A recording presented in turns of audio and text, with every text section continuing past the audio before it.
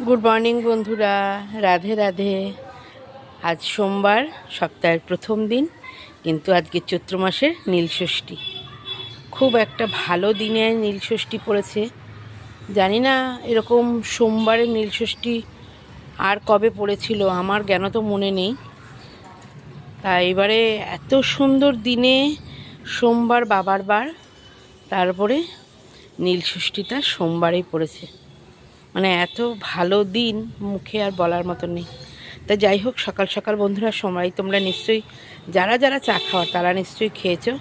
আর আমার মতন কাকিমা, জেঠিমা, মা, দিদিরা, আমার বয়সী যারা যারা নীল করছো তারা অবশ্যই আজকে চা খাওনি, বা অনেকের মতে চা খেয়েও তোমরা অনেকে দাও, কিন্তু আমরা তো জানি নীল নির্জলা উপোস করে, তাই আমার আর কিন্তু আজকে চা খাওয়া হয়নি।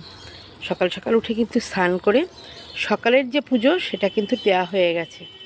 পুজোর 12টার আগে তো নীলের বাতি দেয় না।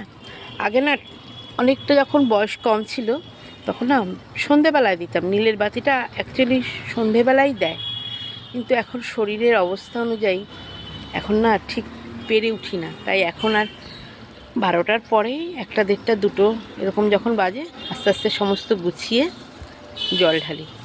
আগে মন্দিরে যেতাম, দক্ষিণেশ্বরে যেতাম, বক্রেশ্বর 12টা শিব থাকতো, একটা শিবকে ভালো মতন দিই, তারপরে সমস্ত শিবের মধ্যে অল্প অল্প। এখন কিছুই পেরে উঠি না। তার উপরে আজকে রোদের ঘটা দেখো, দেখতে পাচ্ছ চারিদিকে, আর আমার মুখে দেখেই তো বুঝতে পারছো রোদ একেবারে গম গম করে সূর্য মামা একেবারে ঠেলে দিয়েছে একেবারে।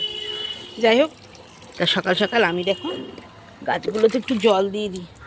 কেন, সারাদিন যা রোদের ঘটা থাকে, একটু গাছগুলোতে জল না দিলে না গাছগুলো একদম নেতিয়ে যায়। আবার নিচে দেখতে হয় গাছের সাথে একদম সাইডে কেউ গেছে কিনা, তার গায়ে জল টল লাগবে কিনা ঠিকঠাক করে দিতে হয়।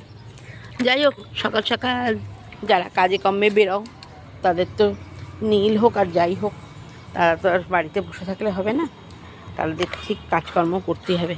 তারা ঠিক কাজকর্মে বেরিয়ে পড়েছ। আর আজ কি স্কুল ছুটি?